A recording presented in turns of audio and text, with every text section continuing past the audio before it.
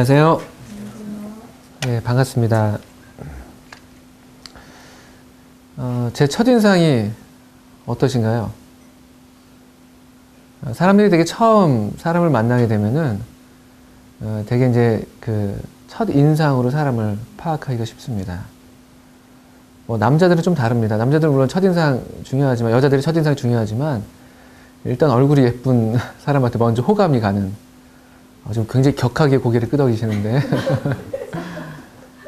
여자분들은 조금 또 다른 면들이 있으시더라고요. 물론 이제 외모, 얼굴, 어떤 생김새, 그것도 보시지만, 키를 좀 본다는 분들도 더러 계시더라고요, 키. 그리고 또 약간 옷 입는 스타일.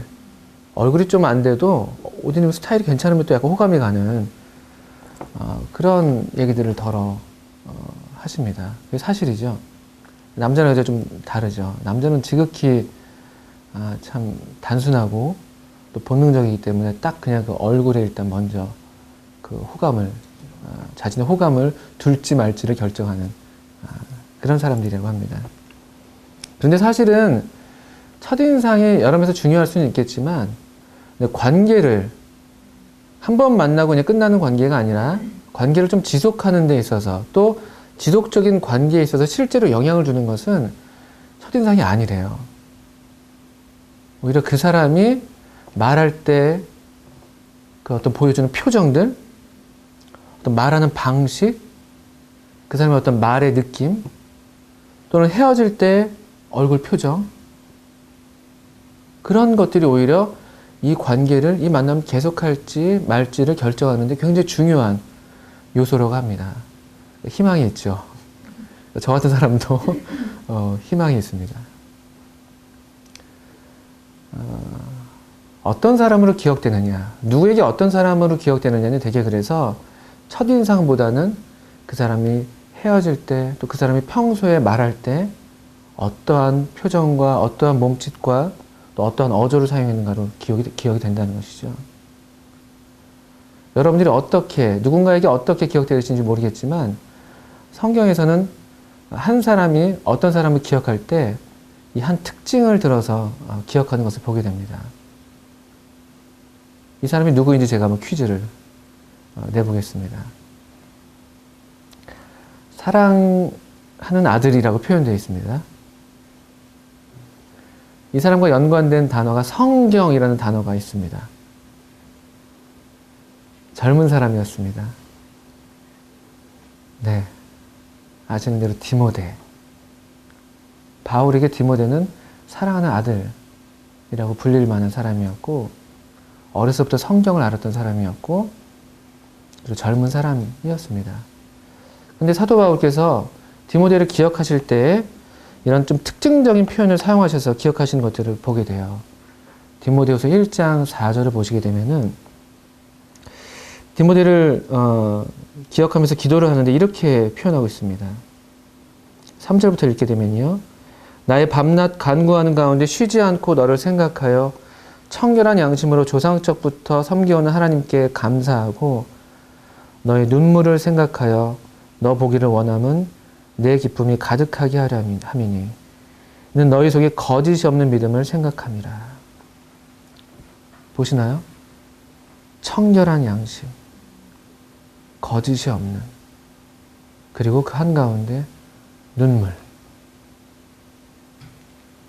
내 눈물을 생각하여 너 보기를 원한다. 디모데는 이런 사람으로 바울에게 기억이 되고 있었습니다. 바울은 이 디모데와 계속해서 이 아름다운 사랑의 관계, 또 동역의 관계를 너무나 유지하고 싶었고, 너무나 보고 싶었고, 갈망하고 있는 것을 보게 되는 것이죠. 특별히 여기서 좀 눈을 끌게 되는 표현이 내 눈물을 생각하여라는 표현입니다. 눈물. 바울에게 있어서 디모데를 생각할 때 떠오르는 것은 눈물이에요.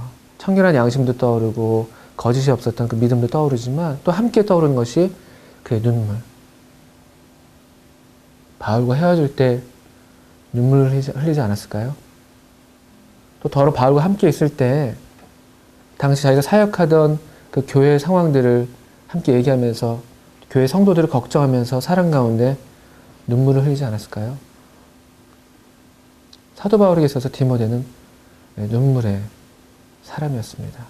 한 젊은 청년이, 한 젊은 남자가 흘리는 눈물.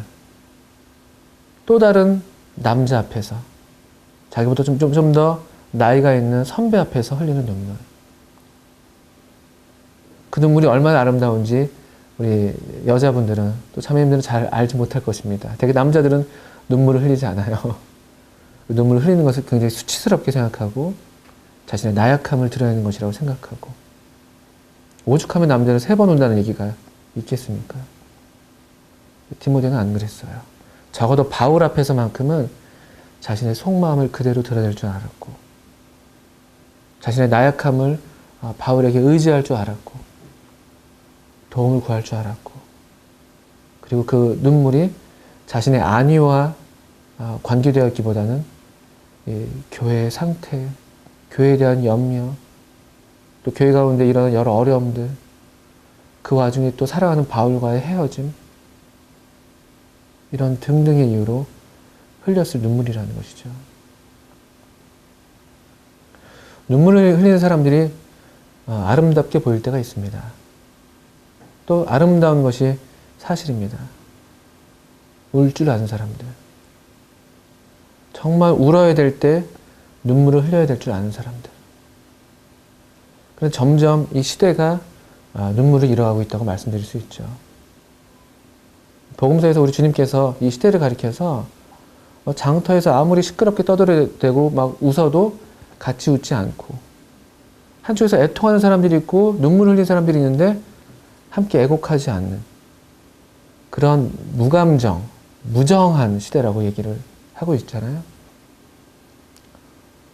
오늘날 이 시대가 거짓 감정들을 많이 만들어내고 그런 거짓 감정들을 호소하는 그런 경향들이 많이 있습니다. 감정들을 만들어내잖아요.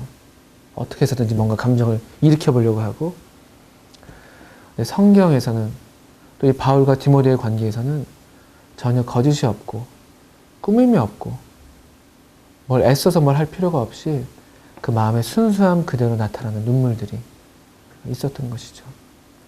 디모데뿐만이 아니었습니다. 하나님을 사랑했던 수많은 사람들의 눈물의 예는 신약성경에서 계속 나타나고 있죠.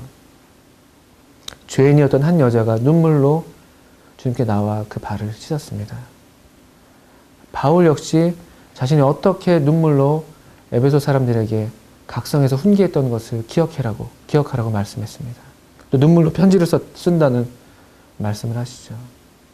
우리 예수님도 예루살렘의 성을 바라보시면서 우셨던 분이십니다. 또 우리 한글 성경에서 가장 짧은 구절 중에 하나인 예수께서 우시니라. 나사로의 무덤 앞에서 눈물을 흘리셨죠. 베드로는 회개의 눈물을 흘렸고요. 또 마리아도 눈물을 흘렸습니다. 성경에 하나님을 사랑했던 신실한 사람들, 또 진실한 사람들은 울 줄 아는 사람들이었습니다. 최근에 언제 눈물을 흘리셨습니까? 부엌에서 양파를 써시다가 눈물을 흘리셨습니까? 아니면 정말 진실한 마음 가운데, 정말 하나님을 사랑하는 사랑 가운데, 또 교회를 향한 사랑 가운데 흘리셨던 눈물, 언제였습니까?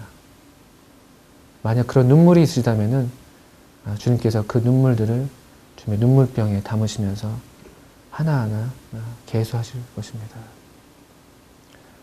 저도 잘 울지 않는 사람 중에 한 사람인데 이런 면에서 하나님의 은혜를 구합니다.